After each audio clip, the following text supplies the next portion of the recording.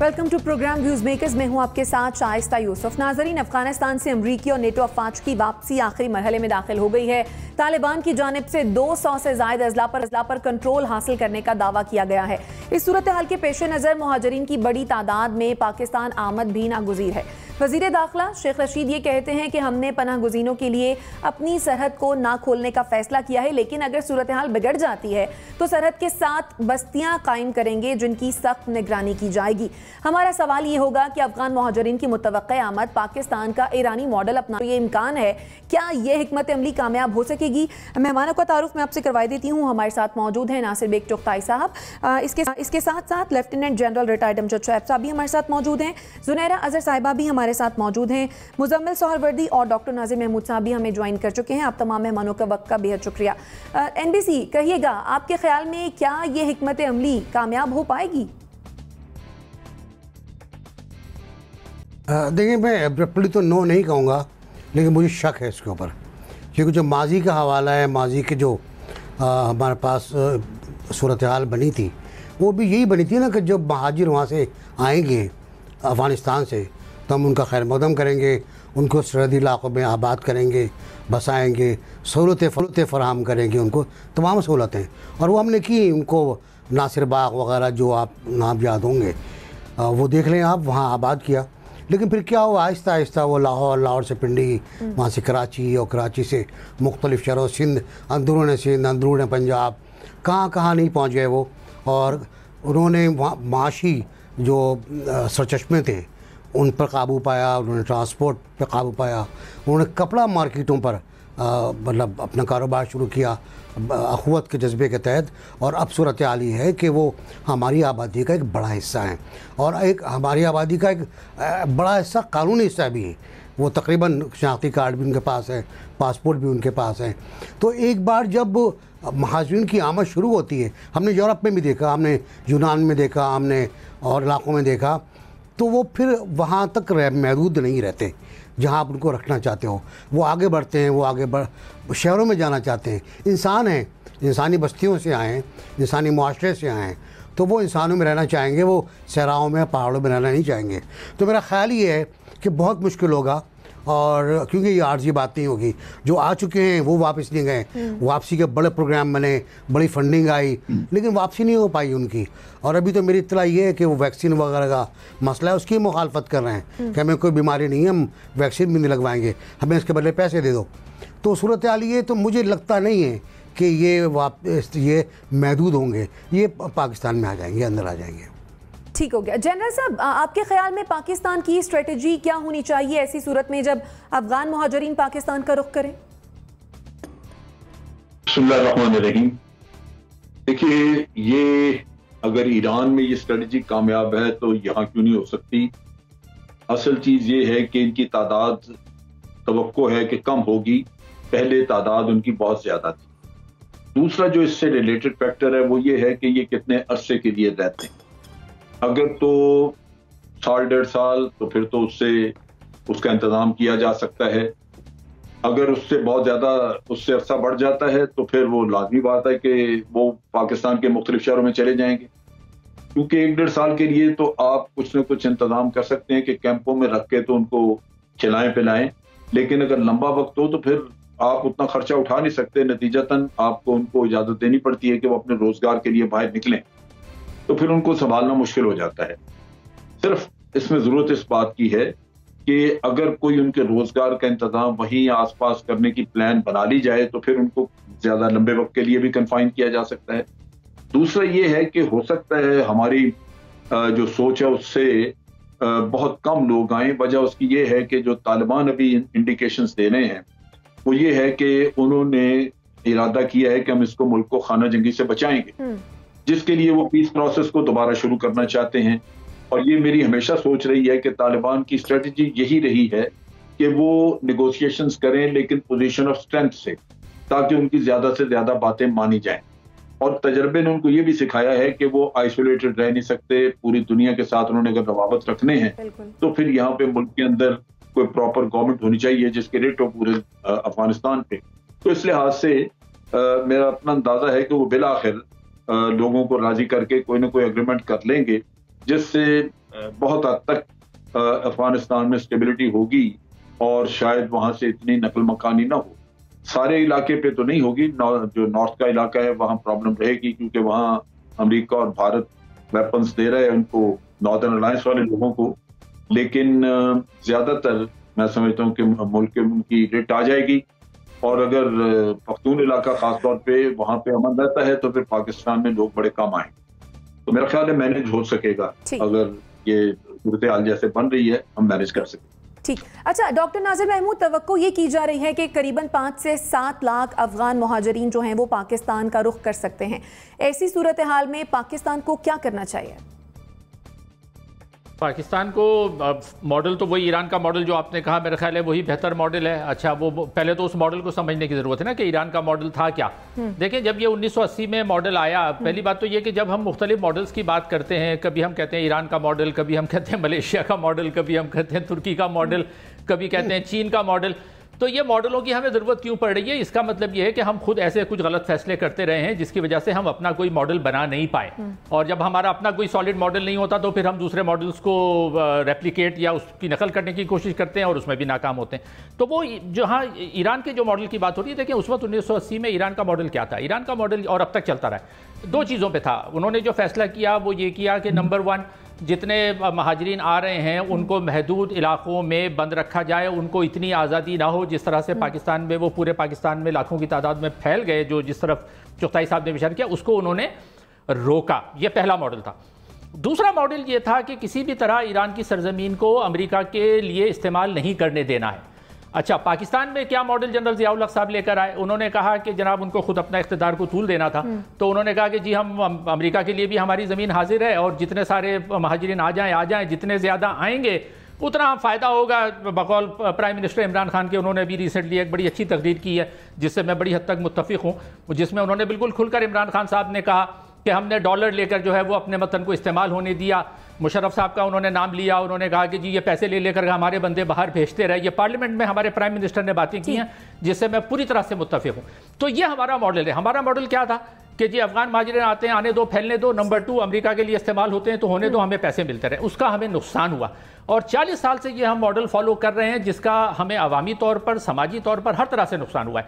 अब आगे क्या करना चाहिए? देखें, आगे हमें वही 2 चीज़ें करनी चाहिए। नंबर 1, हमें बिल्कुल क्लियरली जो जैसे प्राइम मिनिस्टर ने कहा कि हम अपनी ज़मीन अमेरिका के खिलाफ इस्तेमाल नहीं होने देंगे, उस पर कायम रहना चाहिए। उस पर क्यों मैं ये कह रहा हूँ होना चाहिए? क्योंकि दरपर्दा फिर वही बातें आ रही हैं कि जी मुशर्रफ साहब के दौर में जो मुआहदा हुआ था कि जी लैंड और एयर कनेक्शन जो है उनकी फैसिलिटी हम इस्तेमाल करने देंगे, अगर वो हमने करने दिया तो we are back to square one. और दूसरी बात यह है कि जो महाजिर फैल आएंगे, मेरे ख्याल में बिल्कुल 5 से 10 लाख तक आ जाएंगे, और अगर वो आएंगे तो फिर ये हमारे उस मॉडल की नाकामी होगी जिसमें हमारे वो लोग जो कि तालिबान की हिमायत करते रहे हैं यहाँ बैठकर कि जी बड़ा अच्छा होगा तालिबान आ जाएंगे। तो मेरा सवाल ये है कि अगर तालिबान इतने अच्छे हैं और वो आ जाएंगे तो फिर ये महाजिर क्यों आ रहे हैं और या क्यों आएंगे? अगर अच्छे हैं, अगर तालिबान, सारे पूरे अफगान अवाम तालिबान को चाहते हैं, जैसे हमारे यहाँ प्रोजेक्ट किया जा रहा है कि जी तालिबान आ जाएंगे तो फिर एक अमन हो जाएगा, दोबारा से जो है वो रावी चैन लिखेगा। अगर चैन होगा तो ये 5 से 10 लाख भी महाजिरीन क्यों आएंगे? इसका मतलब ये कि चैन नहीं हो रहा। अगर चैन नहीं हो रहा, बहुत बड़ी तादाद ऐसी है अफगान अवाम की जो तालिबान की हुकूमत नहीं चाहते, लोग वहाँ से भाग रहे हैं। वो नहीं चाहते कि हमारे यहाँ एक उनके मुल्क में कुरून वस्ता का पसमानदा सोच की एक हुकूमत वहाँ पर मुसल्लत की जाए। तो इसीलिए अवाम वहाँ से निकल रहे हैं। जब वो निकलेंगे तो इससे 2 बात साबित होगी। एक बात ये साबित होगी कि तालिबान का ये दावा कि जी हमने सीख लिया है, हम बदल गए, उन्होंने ऑलरेडी खवातीन के, लड़कियों के स्कूल तोड़ने फोड़ने शुरू कर दिए हैं। अच्छा, तबाही का आगाज़ दोबारा से हो गया है और जो कुछ भी वहाँ पर बेहतरी की उम्मीदें नज़र आ रही थी वो ख़त्म हो गई हैं। तो इस लम्हे पर हमें ठंडे दिल से ये सोचना चाहिए कि पिछले 40 साल में हमारे मॉडल्स में क्या ख़राबी रही है, उस मॉडल को ठीक किया जाए। अगर वहाँ से महाजिर आते हैं तो उन महाजिरीन को फैलने ना दिया जाए। और नंबर 2, अपने मुल्क की सरहदों को और अपने मुल्क की ज़मीन को किसी बैरूनी ताकत के इस्तेमाल के लिए खोला ना जाए। यानी आपके नज़दीक ईरानी मॉडल जो है वो ठीक रहेगा, बेहतर है, बिल्कुल ठीक हो गया। मुज़म्मिल सोहरावर्दी साहब, आप क्या कहेंगे? क्या पाकिस्तान को अपना ही कोई मॉडल जनरेट करना चाहिए या फिर ईरानी मॉडल को अपनाते हुए जो अफगान मुहाजिरीन हैं उनको आने देना चाहिए? नहीं, मैं समझता हूँ कि पहली कोशिश तो हमारी ये होनी चाहिए कि अफ़गान महाजरीन इस बार हमारे मुल्क में ना आएँ और उनको कम से कम वेलकम करने की कोशिश करनी चाहिए। और वैसे तो हम कोई इस वक्त फ्रेंडली स्टेट नहीं है अफ़गानिस्तान के लिए, हम तालिबान फ्रेंडली स्टेट हैं और उनके मुखालफिन के लिए पाकिस्तान को फ्रेंडली कंट्री नहीं होगा। जब पहले महाजरीन आए थे तो हम एक फ्रेंडली कंट्री थे मुजाहिदीन के लिए, और रशियन फोर्सेस के ख़िलाफ़ जो लोग लड़ रहे थे हम उनके दोस्त थे। तो इस वक्त जो तालिबान के ख़िलाफ़ लड़ हम उनके दोस्त तो नहीं हैं। तो मुझे लगता है कि महाजरीन की भी फ़र्स्ट चॉइस इस वक्त पाकिस्तान नहीं होगी, और पाकिस्तान को ऐसी स्ट्रेटजी ज़रूर बनानी चाहिए कि हमें इस बार महाजरीन का बोझ ना ही उठाना पड़े, क्योंकि जो पहले हमने उठाया है उससे हमें कोई नेकनामी नहीं मिली है। ना अफ़गान हमसे खुश हैं, ना दुनिया हमसे खुश है, ना हम उन अफ़गानियों से खुश हैं, ना हम उन्हें अपने अंदर समो सके हैं, ना हम उन्हें वापस भेज सके हैं। तो इसलिए मैं समझता हूँ कि ईरानियन मॉडल तो चल नहीं सकेगा। अगर 2-4 लाख आदमी एक जगह आप कैद करेंगे तो आप नहीं कर सकेंगे। उनको हमारी ज़ुबान आती है, उनके कॉन्टेक्ट्स हैं, ऑलरेडी 40 लाख के करीब अफ़गान महाजरीन यहाँ मौजूद हैं। लॉ एंड ऑर्डर का मसला पैदा हो जाएगा, और मैं नहीं समझता कि यहाँ पे ईरानियन मॉडल चल सकेगा। वो अपने लिए रास्ते और राहें तलाश कर लेंगे, वहाँ अमन व अमा के मसाइल होंगे, फिर लोग कहेंगे कि हम महाजरीन की बस्तियों पर लाठीचार्ज कर रहे हैं, लोग कहेंगे कि हम लॉ एंड ऑर्डर के लिए सख्ती कर रहे हैं, हमने इंसानी हकूक़ नहीं दिए, और एक वो नया मसला आलमी सतह पर पैदा हो जाएगा। इसलिए मैं नहीं समझता अगर 50,000 1 लाख महाजरीन भी आ जाएंगे और हम उन्हें एक जगह बंद करके रख लेंगे कैदियों की तरह, तो ये मुमकिन नहीं होगा पाकिस्तान के हालात के मुताबिक, क्योंकि हमारे पास पहले ही 40 लाख महाजरीन मौजूद हैं जो उनकी मदद के लिए मौजूद होंगे। तो इसलिए मैं समझता हूँ कोशिश तो यही करनी चाहिए कि वो ना आए, कम से कम आए, बॉर्डर बंद रखने चाहिए, हम जो भी इसको रोक सकें, क्योंकि जो आ गए उनको कैद नहीं किया जा सकता ईरानी मॉडल के मुताबिक। वो फिर अपने लिए रास्ते बना लेंगे, और मैं नहीं समझता कि हम ईरान जैसी कोई सख्तियां कर सकते हैं, क्योंकि हमारी इंटरनेशनल कंपल्शंस भी हैं, और फिर हमारे जो पाकिस्तान है वो तो आपको पता है यहाँ सब ममालिक अपना खेल खेलते हैं और हम उनको खेल खेलने भी देते हैं, तो उस खेल में हम एक फरीक बन जाएंगे। ठीक, यानी आपके नज़दीक ईरानी मॉडल जो है वो ज़्यादा कामयाब नहीं रहेगा। जुनैरा, जैसा कि मुजम्मिल सौरवर्दी साहब ने भी कहा कि पहली बार तो ये है कि कोशिश ये होनी चाहिए कि पाकिस्तान में अफगान मुहाजिरीन को आने ही ना दिया जाए। आप क्या कहेंगी इस पर, और अगर अफगान मुहाजिरीन पाकिस्तान का रुख कर लेते हैं तो पाकिस्तान को क्या स्ट्रेटजी अपनानी चाहिए?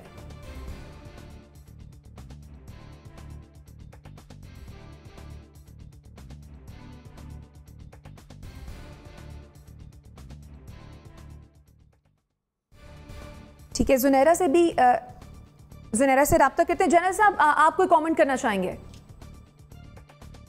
नहीं, मैं ये कहना चाह रहा हूं कि ये जो अफगान रेफ्यूजीज का आना है, ये हमारी ख्वाहिश बावजूद इसके कि हमेशा यही होगी कि मजीद बोझ हमारे ऊपर ना आए, लेकिन वही मसला आ जाता है कि ये ह्यूमैनिटेरियन इशू जब बनता है तो इंटरनेशनल कम्युनिटी जो है वो आपके पीछे लग जाती है, और फिर ये है कि इन एनी केस हम इन लोगों के साथ, इस मुल्क के साथ कुछ ताल्लुकात अपने ठीक ही रखना चाहते हैं।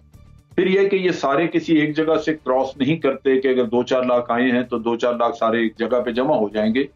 इनके क्रॉसिंग पॉइंट्स 3-4 हैं, तो मुख्तलिफ जगहों पे जब आते हैं तो तादाद उनकी किसी एक नुक्ते के ऊपर कम होगी, लिहाजा उसको मैनेज करना एक थोड़े वक्त के लिए, क्योंकि अगर आप उनको कन्फाइन करते हैं किसी जगह पे तो उसका खर्चा उठाना पड़ेगा, वरना तो ये लोग बाहर निकलते हैं रोजगार की वजह से।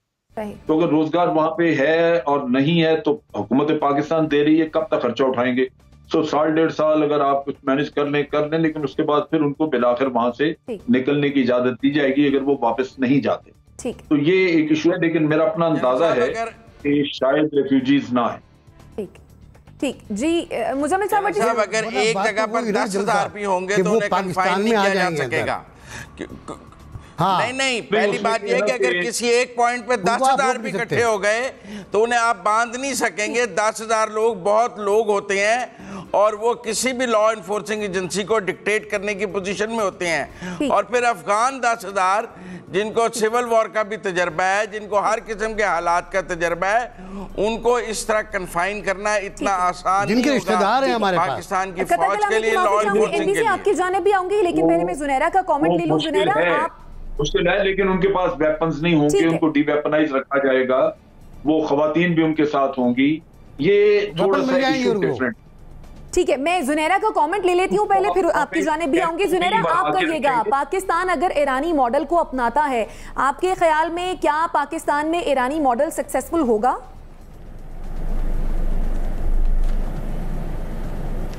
मेरे ख्याल है कोई भी मॉडल आप उठा के किसी और जगह पे अप्लाई नहीं कर सकते, बिकॉज़ हर जगह की अपनी कॉन्टेक्चुअल रियलिटीज़ होती हैं और अपनी अपनी टेरिटोरियल इंटेग्रिटी होती है हर मुल्क की, जिसको उसने ख़ुद इंटरप्रेट करना होता है इनटू द पॉलिसीज़। अब हम जो ये मॉडल की बात किए जा रहे हैं वो इसलिए कर रहे हैं कि हमारे पॉलिसी मेकर्स सो रहे हैं। We don't have a policy in place, हमारे यहाँ पॉलिसी लेवल पे डिस्कशंस होती नहीं है, इसलिए हमें कभी ईरानी मॉडल, डॉक्टर नाजिर कह रहे थे ना, ये हमें मॉडल्स की ज़रूरत क्यों पड़ती है, वो इसलिए पड़ती है कि we are not a policy driven country, सबसे पहली बात। दूसरा, इस वक्त IRC ने, इंटरनेशनल रेस्क्यू कमेटी जो है, और UNHCR ने जो लिस्ट जारी की है टॉप 10 कंट्रीज़ जहाँ पे 2021 में worst refugee and humanitarian crisis आएंगे, उसमें नंबर 1 पे यमन है और नंबर 2 पे अफ़गानिस्तान है। आप मुझे बता दें कि यमन में जो कुछ हो रहा है उस पर सऊदी अरेबिया में बात हो रही है, दुनिया में कहीं बात हो रही है, बिकॉज उसमें इंटरेस्ट नहीं है इंटरनेशनल प्लेयर्स का। हमें क्यों अपनी टेरिटोरियल इंटेग्रिटी का ख्याल नहीं है और हम सब कुछ छोड़ के सिर्फ रेफ्यूजीज़ की डिस्कशंस में पड़ गए हैं? अभी जो वो ईद मोहम्मद साहब पकड़े गए हैं, जिनको यहाँ पे जो स्केड्यूल में भी थे फिर भी लूज़ फिर रहे थे, उनके पास हमारा शनाख्ती कार्ड था, यहीं पे पले बड़े, उसके बाद यहीं पे अटैक्स कर रहे हैं। क्या अभी हमारे लिए मज़ीद गुंजाइश रह गई है रेफ्यूजीज़ के बारे में बात करने के लिए? There are 2 things. Humanitarian crisis की अगर आपने बात करनी है, आपको चैरिटी का बहुत शौक है, कहीं और जाके करें, अपने 2 करोड़ लोगों को पाल लें पहले। We have to be very blunt and very clear on it. ये हम हर दफ़ा जो दर्स देते हैं ना खड़े होके मसावात का और अखुवत का, हमने देख लिया है कि उसके पर्दे में क्या क्या हो रहा होता है, कैसे एड्स ली जा रही होती हैं और किन पॉकेट्स में जा रही होती हैं। अभी हमें अपनी इंटेग्रिटी पे खड़े होने की ज़रूरत है। हमारा राइट फर्स्ट, इंटरनेशनल प्रेशर्स भी तो होते हैं ना, जिनकी वजह से मजबूरन बॉर्डर्स, इंटरनेशनल प्रेशर्स। अगर आपके prime minister absolutely not drones पे और अपनी एयर बेसिस पे कह सकते हैं, तो इस पे क्यों नहीं कह सकते?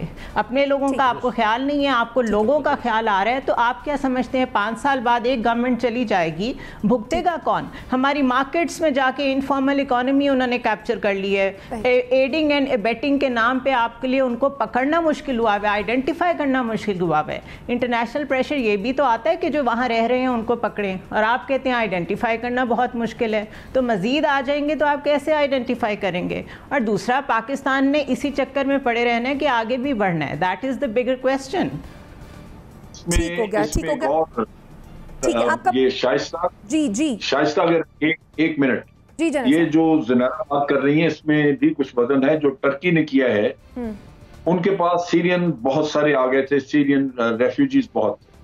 उन्होंने सीरिया में ही एक एनक्लेव क्रिएट करके, उनको पुश करके, तो सीरिया में उनको वहां पे उन्हीं की सरजमीन पे बिठा दिया है, कैंप लगा दिए हैं और उनको वो सपोर्ट कर रहे हैं वहां।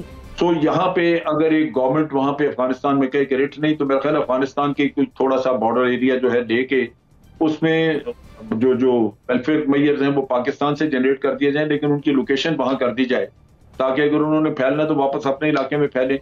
इस चीज को भी स्टडी करके देख लेना चाहिए। टर्की ने ये किया है यहाँ पे सीरिया।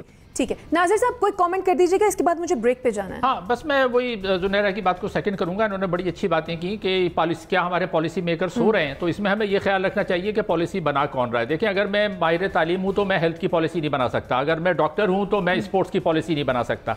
ठीक है, तो पॉलिसी जो जिन लोगों को बनाना चाहिए पॉलिसी, वो उस चीज़ के एक्सपर्ट्स होने चाहिए। अगर मैं सोचूं कि मैं स्पोर्ट्स की पॉलिसी भी मैं बनाऊंगा, फॉरेन पॉलिसी भी मैं बनाऊंगा, दिफा की पॉलिसी भी मैं बनाऊंगा, एजुकेशन पॉलिसी भी मैं बनाऊंगा, जो कि हमारे मुल्क में होता रहा है, तो उसका नतीजा यही निकलता है कि जो हम भुगत रहे हैं। ठीक है, यानी तमाम एनालिस्ट का मानना यह है कि प्रॉपर पॉलिसी होनी चाहिए और पाकिस्तान को स्टैंड लेना होगा ताकि अफगान मुहाजिरीन इस मर्तबा पाकिस्तान का रुख ना करें। ब्रेक लेंगे, ब्रेक से वापस आएंगे और फिर अगले टॉपिक पर बात करेंगे।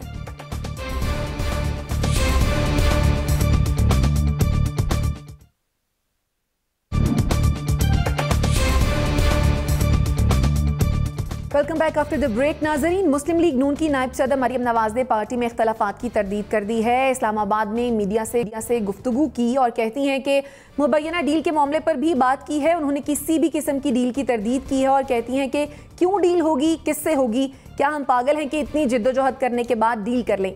मरियम नवाज ये कह रही हैं कि इतनी कुर्बानी और जिद्दोजहद के बाद पागल नहीं है कि डील कर ले, तो क्या मुस्लिम लीग नून की ना हाँ में तब्दील हो सकती है एनबीसी? नहीं, मैं डील का लफ्ज़ इसका बिल्कुल इस्तेमाल नहीं करूँगा, ये बहुत नेगेटिव टर्म है और पॉलिटिकल पार्टीज़ का जो ग्रेस है वो ये ख़राब करता है। लेकिन ये कि यकीनी तौर पर मुस्लिम लीग की पॉलिसी में तब्दीली आई है। एक वक्त था जब मुस्लिम लीग कहती थी कि इमरान खान को अभी चले जाना चाहिए, आज ही चले जाना चाहिए और फ़ौरन चले जाना चाहिए। अब वो बात ख़त्म हो गई है, अब उसमें नरमी आई है या तब्दीली आई है। और अब यह है कि इंतखाबी मुहिम, इंतखाबी जलसे शुरू हो गए हैं, इंतखाबात की तरफ देखा जा रहा है। एक इम्कान उनको ये है कि इंतखाबात 1 साल पहले ही भी हो सकते हैं, तो इसके लिए वो अटैम्प्ट कर रहे हैं, तैयारी कर रहे हैं। तकरीरें शुरू हो चुकी है, उनमें ये अक्स नज़र आता है कि हम इंतखाबात में शिकस्त देंगे, ये करेंगे, और बाकायदा तैयारी हुई है। तो लेकिन पॉलिसी जैसे मैंने कहा कि नरम हुई है। ये नरम किसी डील की वजह से शायद नहीं हुई, ये नरम तजुर्बात की वजह से हुई है। वो तजुर्बा नाकाम रहा जो इस बात का था कि इमरान खान को फ़ौरन घर भेज दो, और लोग कहते थे, हम भी कहते थे कि इमरान खान को पूरे 5 साल दिए जाएँ। इस प्रोग्राम में हम 3 साल से ये बात कर रहे हैं कि इमरान खान को पूरे 5 साल दिए जाएँ ताकि वो डिलीवर कर सकें। अगर डिलीवर ना कर सकें तो घर जाएँ अपने, वो सीधी बात यही थी। तो डील और नो डील, तब्दीली आई है, नरमी आई है, एक ऐसी चेंज आई है जो टुवर्ड्स इलेक्शन लेके जा रही है उनको, कि अब वो इंतखाबात की तैयारी कर रहे हैं और शायद उम्मीदवार भी तलाश कर रहे हैं। ठीक हो गया। मुजम्मिल सहरवर्दी साहब, जैसा कि एनबीसी ने कहा कि पॉलिसी जो है उसमें नरमी आई है, तो आपके ख्याल में क्या पॉलिसी कभी तब्दील भी हो सकती है आगे जाकर? देखिए, मैं भी एनबीसी से मुत्तफिक हूँ कि लफ्ज़ डील नहीं है, लफ्ज़ मुफाहमत है। और अगर आप अपने सवाल में ये रखते कि क्या मुफाहमत हो रही है या नहीं, एक तो रिपोर्टर ने भी डील का सवाल कर लिया, तो वो आसान हो गया मरियम नवाज़ के लिए जवाब देना कि कोई डील नहीं हो रही है। हालांकि अगर वही रिपोर्टर उसको फ्रेज करते मुफाहमत के लिए तो ज़्यादा ट्रिकी सवाल हो जाता मरियम नवाज़ के लिए। लेकिन मैं समझता हूँ कि मुफाहमत तो नज़र आ रही है सब तरफ, और उन्होंने जो डील ना करने की भी बात की है वो हुकूमत के लिए की है कि हम इस हुकूमत से क्यों डील करेंगे, इस हुकूमत से क्यों बात करेंगे। तो मेरा ख्याल है कि अब जब टारगेट हुकूमत हो गई है, जबकि पहले टारगेट हुकूमत नहीं थी, कोई और टारगेट था, तो ये बहुत बड़ा शिफ्ट है कि अब उनकी तनकीद, उनके तमाम तर जो निशाने हैं वो हुकूमत की तरफ हैं और वो हुकूमत को अपने निशाने पे रख रहे हैं। जबकि इससे पहले वो हुकूमत को अपने निशाने पे नहीं रख रहे थे, वो अंपायर की बात करते थे, वो किसी और फोर्स की बात करते थे। तो इसलिए मैं समझता हूँ कि कहीं ना कहीं तब्दीली और मुफाहमत जो है उस तीसरे फरीक के साथ जिसको न्यूट्रल होना चाहिए, शायद उसकी न्यूट्रलिटी पर यकीन आ गया है। और ज़िमनी इंतखाबात के नताइज ने भी उसमें किया, सेनेट के इंतखाबात के नताइज ने भी मैं समझता हूँ CBMs का काम किया है, और उससे कुछ हौसला मिला है अपोजिशन को कि वो इंतखाब के ज़रिए वापस जीत सकती है। क्योंकि 2018 के इंतखाबात में जिस तरह RTS बैठा था और जैसे वो इंतखाब हुए थे, उसके बाद एक राय ये भी बन गई थी कि फ्री एंड फेयर इंतखाबात और इंतखाबात के ज़रिए इनको हटाना मुमकिन नहीं है जब तक कि उन्हें हमायत हासिल है एम्पायर की। तो मेरा ख्याल है कहीं ना कहीं वो सोच बदल गई है। ज़िमनी इंतखाबात ने, सेनेट के इंतखाबात ने ये साबित किया है कि एम्पायर अपना न्यूट्रल है। आप फेयर प्ले से अगर हरा सकते हैं, जो हराया गया भी है सारे ज़िमनी इंतखाबात में, तो ये वो हौसला और वो पॉलिसी में तब्दीली बोल रही है। ठीक है, यानी कहीं ना कहीं मफाहमत की सियासत शुरू हो गई है। जुनैरा, आप क्या कहेंगे?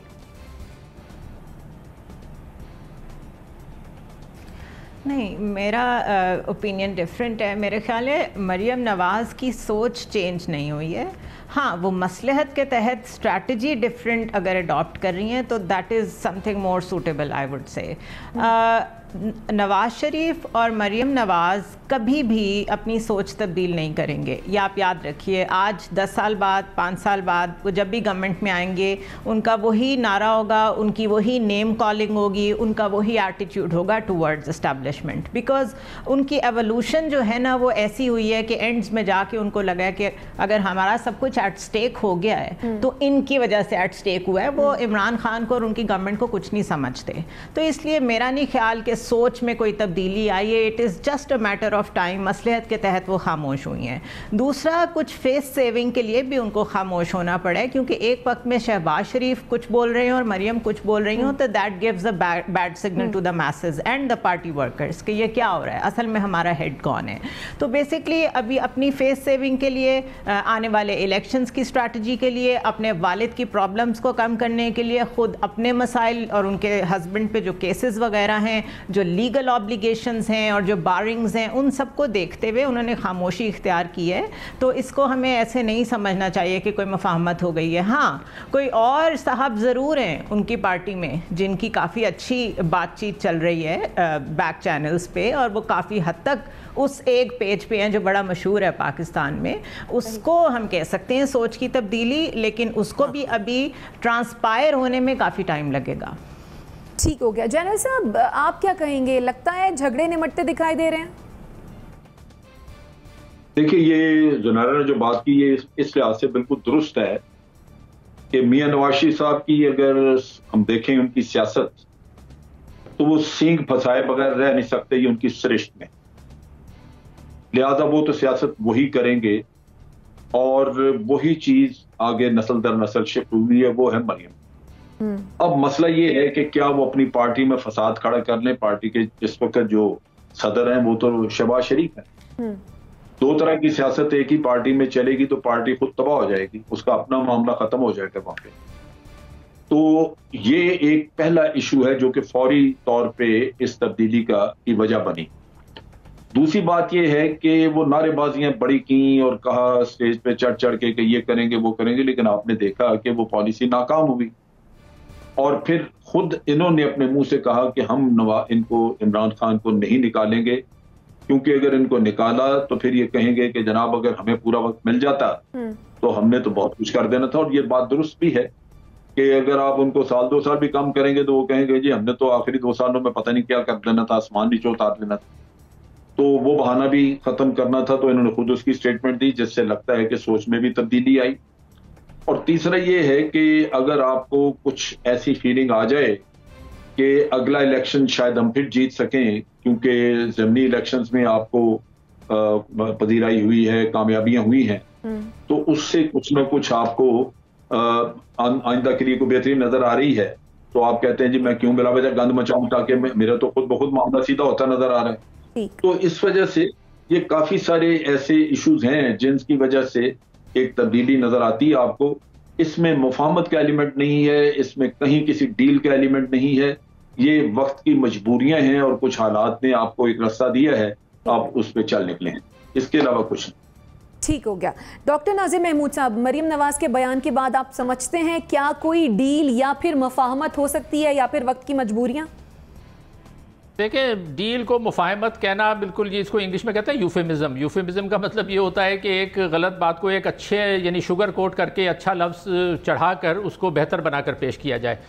डील को डील ही रहना चाहिए, उसको मुफाहमत कहना बिल्कुल ठीक नहीं है, क्योंकि डील एक मनफी चीज़ है और अगर एक मनफी बात हो रही है या होने का इम्कान है तो उसको एक्सपोज होना चाहिए। अब डील का मतलब क्या है? डील का मतलब ये है कि जो ताकत के मराकिज़ हैं वहाँ से कुछ दो और कुछ लो की पॉलिसी की बात होती है। यानी अब मैं अगर थोड़ी सी 1-2 मिसालें आपको तारीख से दूँ। देखिए, जब 1970 में मुजीबुर रहमान साहब इलेक्शन जीत कर आए तो उनका पूरा हक था कि वो हुकूमत बनाते, वो वज़ीर आज़म होते। जनरल याह्या ने कहा भी था कि ये अगले वज़ीर आज़म होंगे, लेकिन उन्होंने डील नहीं की। डील ये थी कि वो कुछ दो और कुछ लो पर मान लें। जनरल याह्या खान और जुल्फ़िकार अली भुट्टो की बातें उन्होंने नहीं मानी, उनका हक था कि वो हुकूमत बनाते, वो नहीं मिला, मुल्क टूट गया। उसके बाद बेनज़ीर भुट्टो 88 में आई, वो जीत कर आई थी, उनका हक था कि वो हुकूमत बनाएं, लेकिन फिर डील की गई। डील ये की गई कि साहबजादा याकूब को वज़ीर ख़ारजा के तौर पे मानना पड़ेगा, ग़ुलाम इसाक़ खान को जो है वो सदर बनाना पड़ेगा।